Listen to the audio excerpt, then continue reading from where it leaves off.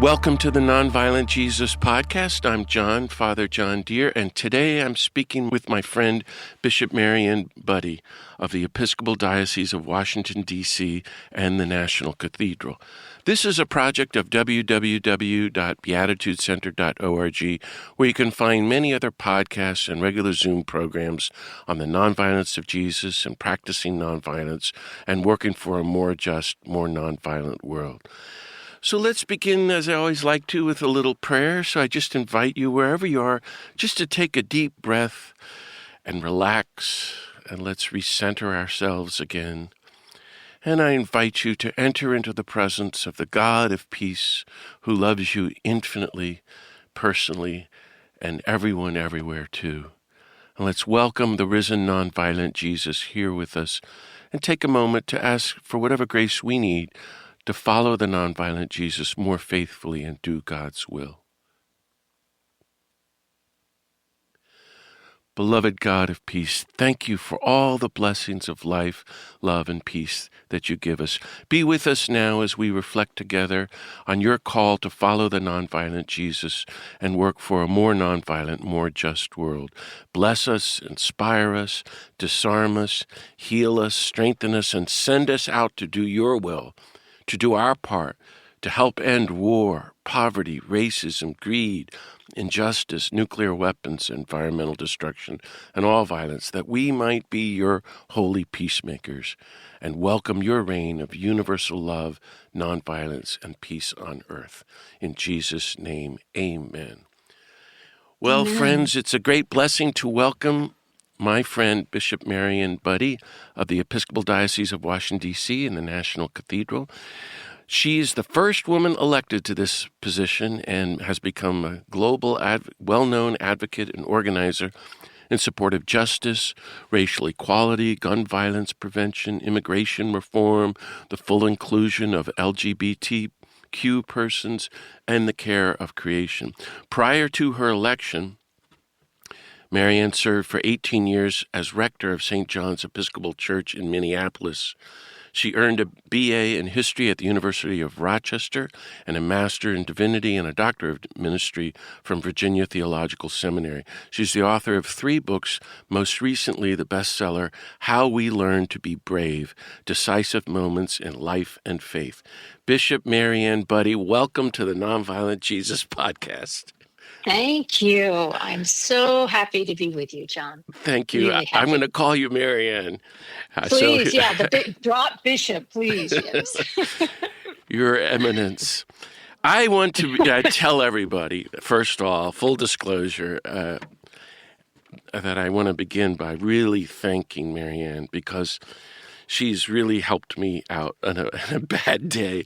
Once, about 10 years ago, some friends and I were arrested at the Supreme Court protesting the U.S. death penalty. And it was this moving action, very prayerful, and wow, did they go after us. And we spent 2 really awful days in jail.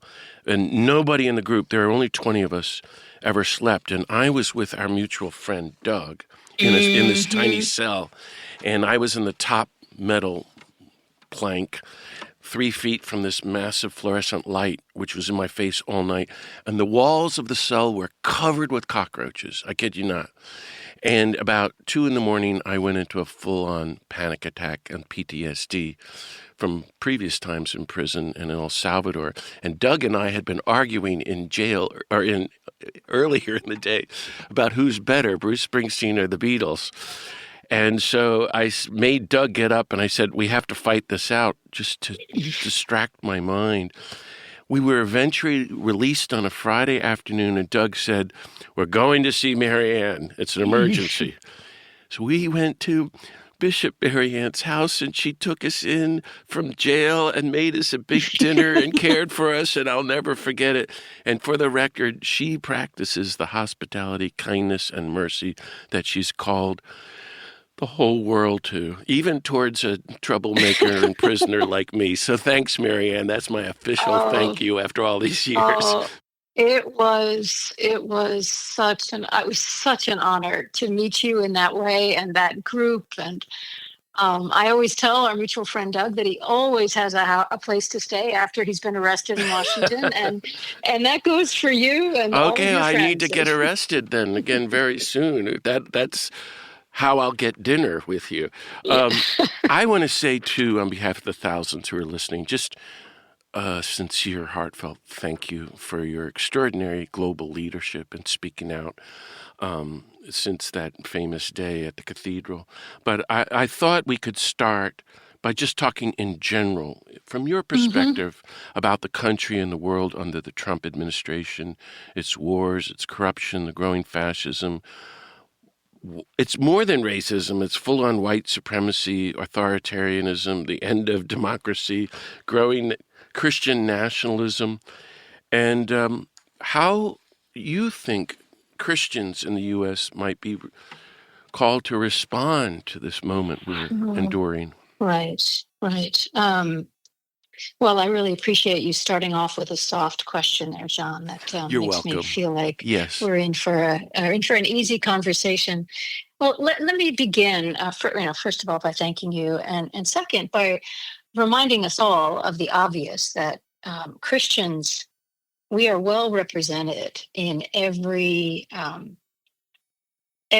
category of humanity that is part of this country, and that goes, socioeconomic class, race, uh, geography, political persuasion, life experience. And so when we think about what is the Christian response, a lot of it depends on who we are, where we find ourselves, what our particular vulnerabilities, contradictions, life experiences surface for us. So I would never say to anyone, here's what you need to do. However, there are core practices that have to ground us all if we're going to claim the mantle or the identity as a Jesus follower, and that is to adhere as close as we can to his teachings, to cultivate a living relationship with the universal Christ, to recognize our own inabilities to live up to the aspirational life to which he calls us, which gives us needed humility. And then from time to time, we will be summoned in ways large or small to serve or to speak up, to do something hard, to follow him in a particular way. And you mentioned the challenges that we're facing and the systematic dismantling of the apparatus of the federal government, the parts that are meant to protect us, the distortions of the Christian witness that are being promulgated from the highest levels of power and corporate greed. There's a lot that could just stop us in our tracks. And I would say, do the next thing. Do the next faithful thing that you sense God might be asking of you. And if you don't hear anything, look at somebody you admire and imitate that person, or spend time in that person's presence until you have a bit of a window into what might be yours to do as one of the followers of Jesus. That's beautiful. Thank you so much, Mariann.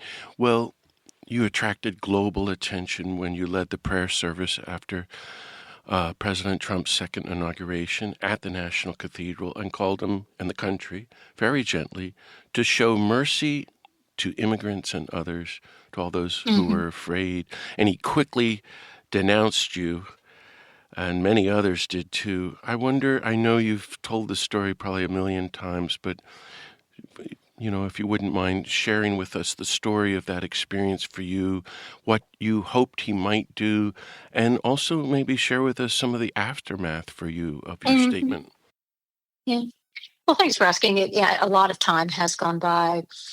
And yet I would say that I knew for months that I would be preaching at an interfaith prayer service for the nation the day after the inauguration.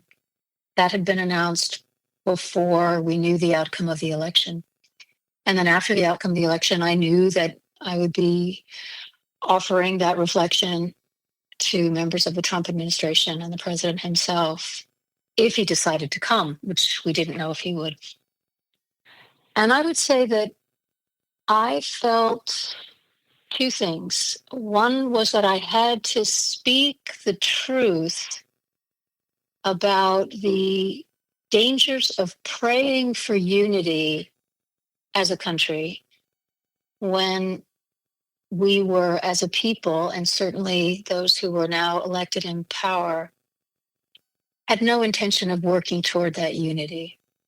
And it became very clear that division and polarization were going to continue at a fearsome rate. So I wanted to name that without, being in your face, but just as clear as I could be. So that was the first thing. And then the second thing, as you know, is I knew there were many people who were terrified and who wondered if there was a place for them in this newly configured alignment of political power and future actions. And I simply wanted people to know that I saw them and that I wanted to take the opportunity to remind the most powerful person in the country that he could afford to be generous and that we all could afford to be generous with mercy because we all stand in equal need of it at one time or another. So that was what led up to it. Shall I continue? Or do you please. No, I'm just okay. enraptured Okay. listening to you. And what happened that day and then in the months afterwards? Well, it was pretty clear that the president wasn't pleased. And many of his supporters thought I was, wildly inappropriate. They didn't like what I said. Because, he thought the service was boring, which I've heard before from all kinds of people. So criticism is nothing new. What can I say about that? For maybe 48 to 72 hours, it was very intense. But then the tide shifted and we were on the receiving end. When I say we, the cathedral, my diocese, we were all on the receiving end of such enormous gratitude. Wow. And I can't tell you how many letters I received that began with some version of "Thank you." I'm not a Christian myself, but I so appreciate. I have a son who came out X number of years ago, and I'm so worried about him. On and on and on. And for them, and for all of us, I am grateful to have had the opportunity. Well, thank you, Mariann. And, I can't remember any public figure calling for mercy. I'm sure, besides Pope Francis, but certainly in the United States. So it's just a word that's not in the U.S. lexicon. So thank you for doing it. Then, Mariann, a year later, you returned to your hometown in Minneapolis. I guess you were invited, and you spoke out against the ICE raids and the killings of, God bless them, Renee and Alex and others. So tell us what it was like to be in Minneapolis during those demonstrations, I guess in January, and then marching and speaking out against ICE and Trump's mass deportation campaigns. Well, here in California, I'm in Washington, D.C., and the ICE raids had begun almost immediately with the new administration, and they were escalating in intensity and violence from city to city, and so we were watching this unfold. And then when the new budget was passed and ICE received this enormous influx of money, there was nothing that kept the administration from inflicting such damage to the city of Minneapolis and the state of Minnesota. And I don't know what it was like for you in the lead up to the big events, but I was receiving emails and texts, phone calls from friends and former colleagues, family members saying, no matter what you're hearing or seeing about what's happening here, we can't begin to describe it to how terrifying it is and what we're watching happen. And then all of the examples, people being torn out of their cars, windows being smashed into houses, childcare centers being places where parents were being arrested or children were being used as bait. I mean, all the horrors. And so then the clergy and political leaders of Minnesota, you saw them respond. The people responded with such courage. And at some point, there were invitations for people to come from around the country to stand in solidarity. They didn't have to ask me twice. And so I was there.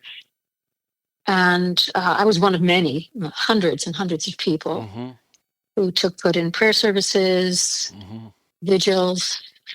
We walked in 20-degree below weather. It was really cold.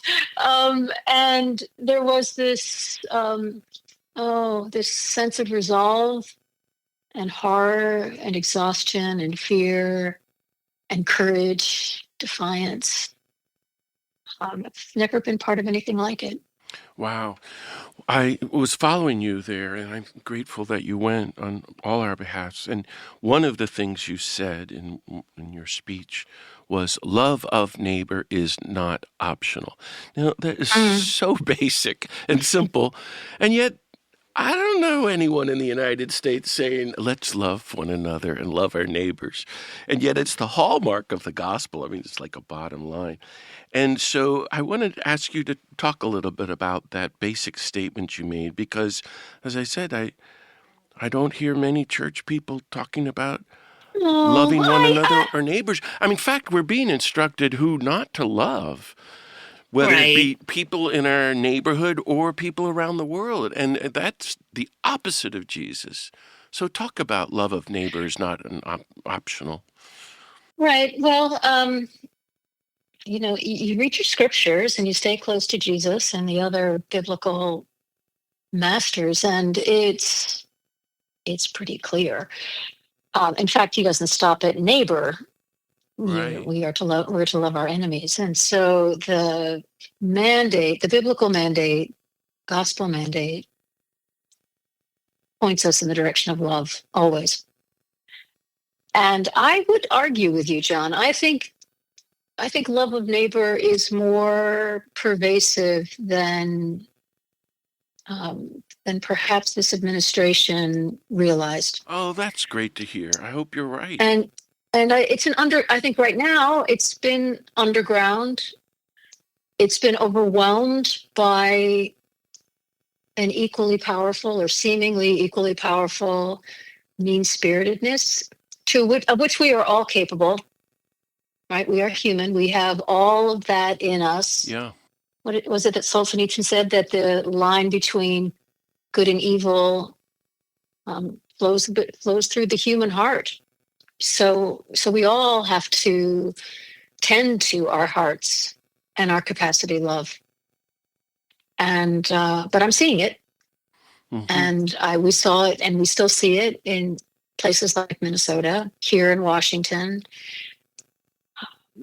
Now the other side is also true. We're seeing large-scale suffering, and so I think it's all the more important for us to persevere. So in another recent interview, you said you talked about the division and the need to speak to people across the divide. So I want to ask you about that. Maybe I'll give you the quote that I read that you said. So here's what Mariann said: "We are awash in a culture of contempt that is encouraging us to treat one another, particularly those with whom we might disagree, in the most dehumanizing and degrading ways. We're all being socialized to do that. It's infecting everything, whether we realize it or not. We don't know how to have honest and respectful conversations across differences with a baseline of dignity." So give us some tips about how do we do that. I think everyone in the country is going through that with a relative or a friend who has just moved in a completely different direction with them. Well, I tell you, John, it was before the election, maybe in, or maybe it was after the election and before the inauguration. I came across a podcast and then a lecture highlighting the current work of Tim Shriver, head of the Special Olympics, Yes. member of the Kennedy clan. My friend, yeah. And he and a group of others several years ago made the bold decision to focus on the rise of contempt in our country as one of the most, how do I say it, the most significant issues that we need to address. That if we don't address that, we can't solve anything. And they were the ones who introduced me to this idea of the culture of contempt and the way contempt has infected so much of our public and increasingly our private speech. And they've crafted something called a dignity index, an 8-point scale that helps us measure speech according to levels of dignity or contempt. And I have become a student of the dignity index. And I've committed myself to speak to the highest degree I'm capable of. I'm not always successful with language of dignity. No matter how vehemently I disagree, no matter how much contempt is coming my way, I strive to respond in language of dignity, which is simply acknowledging the inherent dignity of every human being. Doesn't mean respect. Respect is earned, but dignity is something we are given by God. That's very helpful. Thank you, Mariann. And Tim's going to be on this podcast in a couple of weeks.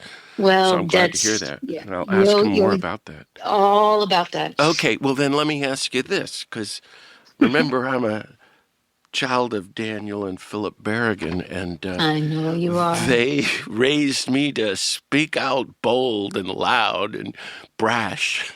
And in the prophetic tradition. Now, I'm just talking about speaking truth. Well, after 45 years and being a grouchy old curmudgeonly priest now, it's I had to practice what Tim and you are talking about there. And this is what you did at the National Cathedral, and you've been doing it so well.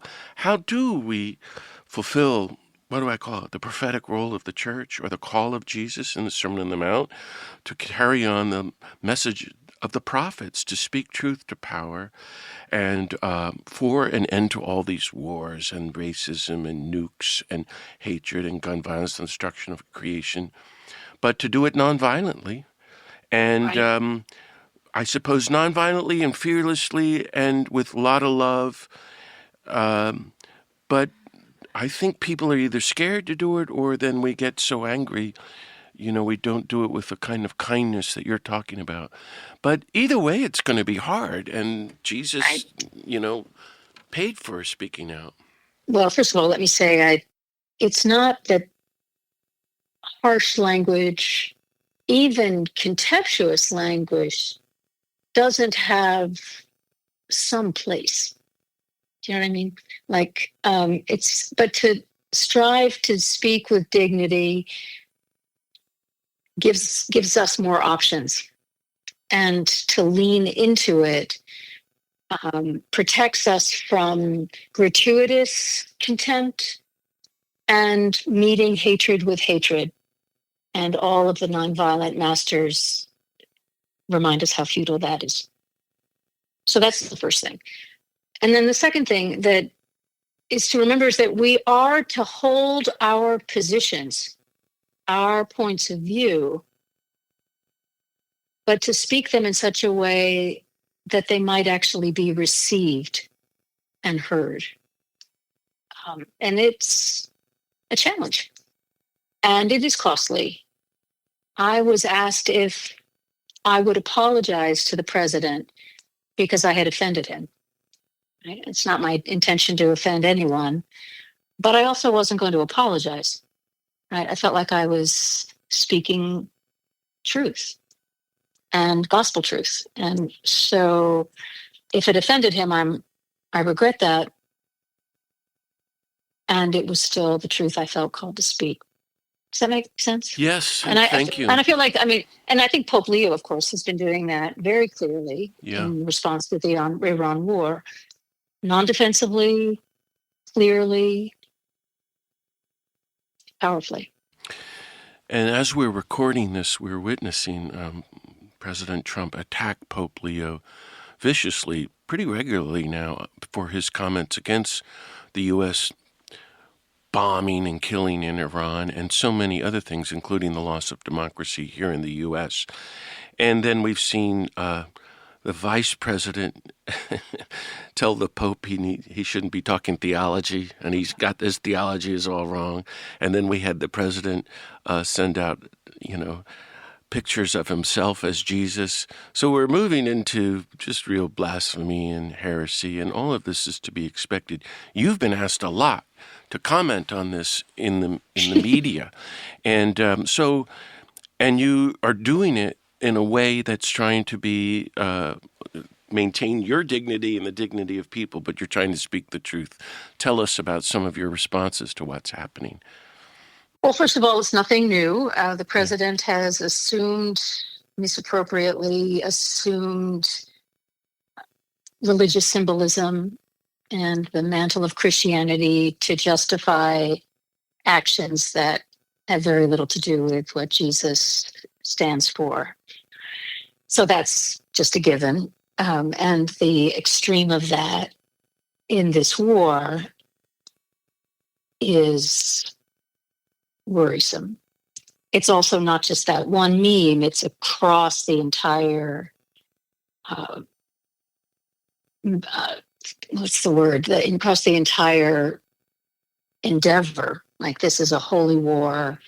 Jesus is on our side. Jesus is as violent as possible. I mean, it's just terrible. So to have the popes be very clear about that from his international perspective was just so very powerful. The president likes to be criticized by anybody, right? And the way he's treating the Pope is how he treats everybody who dares to cross his path in an unpleasant way for him. So it's to be expected. It's offensive, but I don't think we should be distracted by it. The real issue is the war and the loss of life and the displacement of millions and the lack of interest in modulating tactics to accomplish necessary goals on the global theater, yeah. Thank you for saying all of that, and to keep the focus on our job is to continue to speak out against the U.S. war in Iran and all the wars, and for the abolition of nuclear weapons and executions and racism, and really to rebuild the country and the world, and for justice for the poor. On that note, as you know, much of my life has been trying to reclaim the nonviolence of Jesus and teach this basic truth, Mariann, that Jesus was nonviolent, like Gandhi and Dr. King and Dorothy Day. And so I wondered if you might address that briefly in any which way you want. What if you had a story or a verse or anything about the nonviolent Jesus that might encourage our listeners and something that motivates you and might motivate us? I'm so thankful that you asked this question. For me, the images of Jesus, as you mentioned, first of all, his absolute compassion, preference in the sense of keeping his focus on the most vulnerable of his day and assuring that that people knew how God cared, genuinely cared for all human beings. So that just the love of Jesus. And then when he was confronted with resistance, when he moved into Jerusalem deliberately to take his message to the seats of religious and political power and met with resistance there, eventual crucifixion, he never wavered from nonviolence, not once. And I feel that I'm not capable of that on my own, but the grace of God, the love of God revealed in Jesus is what we're called to. It's wonderful. We have a nonviolent Savior, a nonviolent Messiah, and I think because of his perfect total nonviolence, he literally saves us from ourselves, our violence, and shows us a way out of our insanity. What sustains you these days as being our leader? You're our leader, Mariann, in this public work and the role you've been given as the bishop out of Washington, D.C. in the National Cathedral, but not only for the country, I think for people around the world. How are you? What's your practice these days to keep you going? There are a lot of us, John, who are toiling in this vineyard. I don't feel especially alone in this work. I have, in many ways, a privileged life, plenty to eat, safe home to live in, family and friends, meaningful work. So I am among those to whom much has been given. And so I try to offer what I can. In terms of spiritual practice, I have to confess to you that God is much more faithful to me than I am to practices that keep me in a contemplative way close to God. And God shows up for me, the Spirit of God shows up for me in ways that takes my breath away. And the parable that I lean on, two of them actually, and one is the miracle of the loaves and the fish, and how, for me, what that says is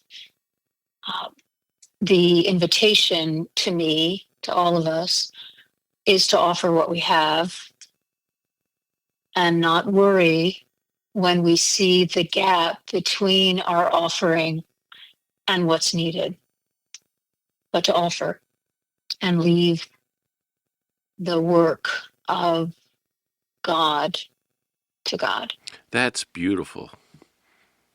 Thank you. What was your other parable? Well, it's actually not so much a parable, but it's when Jesus is in Bethany and he is praying and he says, now my soul is troubled. And what should I say? Father, spare me from this hour. No, it is for this reason that I have come to this hour. Father, glorify your name. Wow. And I feel like we're all in some way here now. And we would rather be somewhere else. I would rather be in a different context. I would rather my children and grandchildren be dealing with different realities than the ones that they're facing. But we're here now. And it's for this hour that we're here. And so I feel I can pray in a very small way that Jesus prayer and ask God to be glorified. That's so helpful. Well, we're really at the end of our time. And so for my last question, let me ask, is there anything you'd like to say any word of encouragement to all our thousands of listeners to keep going in this time? Maybe you've just said it, but anything last message? I don't think any of us can know the significance of our efforts to be instruments of peace. And so to be of good courage. And as Paul says, hold fast all that is good and trust that there is more at work in the world than the evil we are witnessing. And it's not all up to us, but we're needed. And that's amazing. That's beautiful. And so we'll trust God together and keep going forward and know that it's in God's hands. Thank you so much, Bishop Mariann Budde, for speaking with me today. And thank you, friends, for listening to this episode of the Nonviolent Jesus podcast. You can hear more podcasts and find other upcoming Zoom programs at beatitudecenter.org. And there you can sign up to receive our free e-blast with news about upcoming podcasts and Zooms. And please tell your friends and coworkers about this podcast. And I'm going to give a shameless plug for my new book, Universal Love, Surrendering to the God of Peace. And get Mariann's new book, How We Learn to Be Brave. And if you're on Substack, you can look me up at Father John Deere. So may the God of peace bless you all. Keep on following the nonviolent Jesus and working for a more just, more nonviolent world. See you next time.